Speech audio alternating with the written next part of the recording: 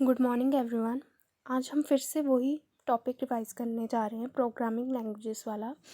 ठीक है, इसमें हम 3 तरह की लैंग्वेजेस हमने कल पढ़ी थी, machine language, assembly language, high level language.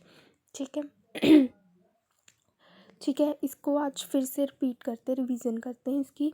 Machine level language क्या होती है? Only language of a computer understand by it without using a translation program. Machine level language वो लैंग्वेज होती है जो कंप्यूटर अंडरस्टैंड कर सकता है, बिट्स में होती है, ये 0-1 की फॉर्म में। ठीक है ये स्ट्रिंग होती है बाइनरी वंस और ज़ीरोस की। ठीक है, इसका फॉर्मेट क्या होता है? ठीक है, इसका फॉर्मेट होता है ऑपकोड, ऑपरेंड। ठीक है, ये इसका क्या होता है? फॉर्मेट होता है। ठीक है, ऑपकोड में आता है कि उसका एड्रेस क्या है। ठीक है, which operation to perform, opcode होता है जिसमें हमें बताया जाता है कि हमने कौन सा ऑपरेशन परफॉर्म करना है। ठीक है, opcode tells the computer which operation to perform from the instruction set of computer, कौन सा ऑपरेशन हमने परफॉर्म करना है। और ऑपरेंट टेल्स द एड्रेस, जो ऑपरेंट होता है वो हमें बताता है कि एड्रेस ऑफ अ डाटा। ठीक है, ये हमें एड्रेस बताता है कि हमने कहाँ किस लोकेशन पे जो डाटा पड़ा है उसको हमने जिस पे हमने ऑपरेशन लगाना है। ठीक है, ये एड्रेस बताता है ऑपरेंट, और ऑपकोड बताता है ऑपरेशन। ठीक है, देन आती है इसके एडवांटेजेस। ये एग्जीक्यूट हो जाता है बड़ी फास्ट, क्योंकि इसमें जो होता है मशीन फॉर्म में होता है। ठीक है, जो मशीन इसे अंडरस्टैंड कर सकता है, इसे ट्रांसलेट करने की ज़रूरत नहीं पड़ती मशीन मतलब किसी और लैंग्वेज में। सो ये एग्जीक्यूट हो जाता है बड़ी फास्ट। इसकी लिमिटेशंस क्या है कि ये मशीन डिपेंडेंट है। ठीक है, ये मशीन पे ही डिपेंड करती है, एक सिंगल मशीन है उसी पे ये डिपेंड करती है, दूसरी मशीन पे ये चल नहीं सकती लैंग्वेज। ठीक है, डिफ़िकल्ट टू प्रोग्राम करना इसे बहुत डिफ़िकल्ट, हम इसका प्रोग्राम नहीं बना सकते। एरर प्रोन, एरर भी बहुत जल्दी आती है इसमें, और इसे चेंज करना बहुत डिफ़िकल्ट है। Difficult to modify. ठीक है, जो असेंबली और सिंबॉलिक लैंग्वेज, असेंबली लैंग्वेज या सिंबॉलिक लैंग्वेज। ठीक है, ये क्या होती है? यूजिंग अल्फ़ा न्यूमेरिक, हम इसमें अल्फ़ा न्यूमेरिक मेथड्स लगाते हैं, मतलब ठीक है, अल्फ़ाबेट्स डालते हैं, नंबर्स डालते हैं, उस फॉर्म में हम एक क्या बनाते हैं? लैंग्वेज बनाते हैं, उसको हम कहते हैं असेंबली लैंग्वेज। ठीक है, यहाँ पे निमोनिक कोड्स का यूज़ किया जाता है, alpha numeric mnemonic codes instead of numeric codes. ठीक है, न्यूमेरिक कोड्स। ठीक है, जैसे हमने उसमें मशीन लैंग्वेज में बिट्स में ही किया था, 0-1 की फॉर्म में किया था, यहाँ पे अल्फ़ा न्यूमेरिक है, यहाँ पे अल्फ़ाबेट्स भी यूज़ किए जाते हैं, नंबर्स भी यूज़ किए जाते हैं, जैसे यहाँ पे। ठीक है, using add instead of 110 binary और 14 decimal for instruction to add, हमने ऐड करना है, जैसे हमने इंस्ट्रक्शन डालनी है कि हमने ऐड करना है। ठीक है, तो हम ऐड कैसे लिखेंगे यहाँ पे? ठीक है, ऐड डाल के, ठीक है, जो भी हमने स्टोरेज लोकेशन वो बतानी है। ठीक है, उस जो एक्यूमुलेटर पे पड़ा है डाटा वो इसमें ऐड हो जाएगा। ठीक है, ये इसका एक प्रोग्राम होता है कि जो हमने एक्यूमुलेटर, पहले तो होता है कि हमारा एक्यूमुलेटर में कोई वैल्यू है भी कि नहीं। ठीक है, अगर नहीं है तो हमें उसमें ऐड करनी पड़ती है वैल्यू, फिर देन हमने किसी भी डाटा को उस डाटा से ऐड करना है या सब्ट्रैक्ट करना है। ठीक है, एक्यूमुलेटर का इसमें बहुत रोल होता है। allowing storage locations to be represented in the form of alphanumeric addresses instead of numeric addresses, representing memory location। जैसे हम यहाँ पे जैसे फर्स्ट एड्रेस जैसे हमारा 1000 है, सेकंड 1001 है, थर्ड 1002 है, तो हम उसको ऐसे लिख सकते हैं, फर्स्ट सेकंड आंसर रिस्पेक्टिवली। ठीक है, ऐसे हम लिख सकते हैं।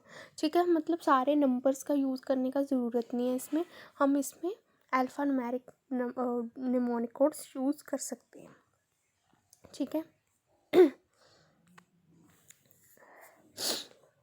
Software that translates as assembly language program into equivalent machine language program of a computer.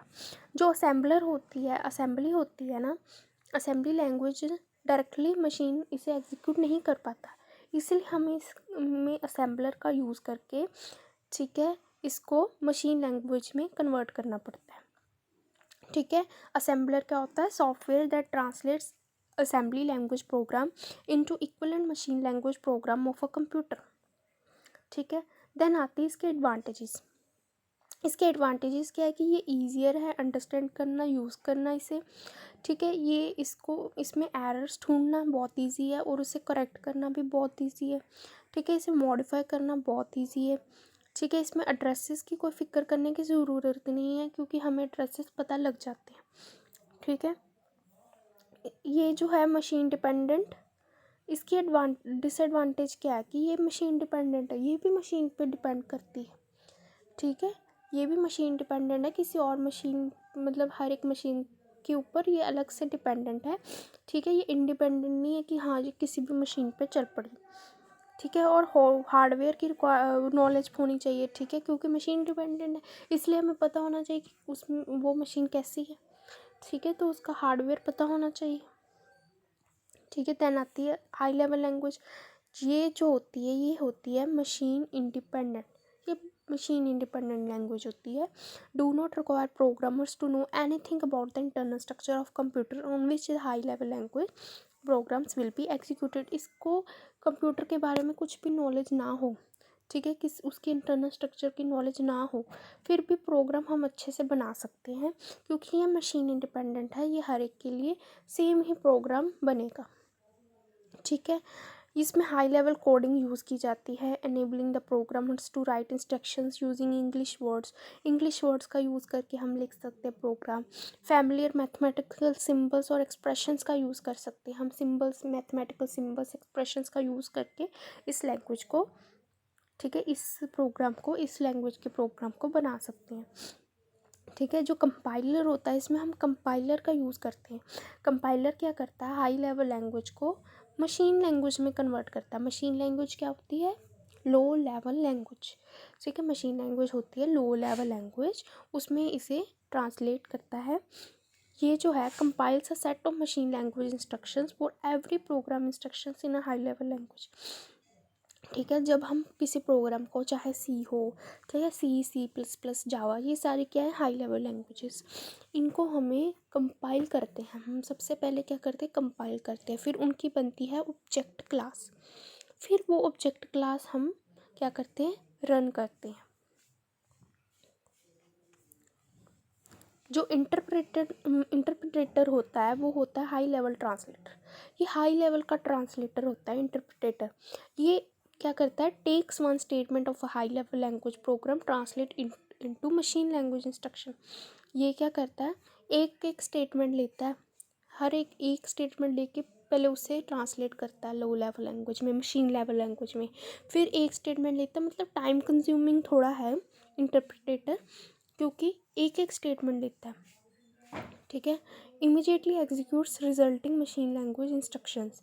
Compiler simply translates. Compiler जो होता है वो इकट्ठा ही ट्रांसलेट कर देता है प्रोग्राम को, ठीक है, इकट्ठा ट्रांसलेट कर देता है मशीन लेवल लैंग्वेज में। लेकिन जो इंटरप्रेटर होता है वो एक एक स्टेटमेंट लेके उसे कंपाइल करता है।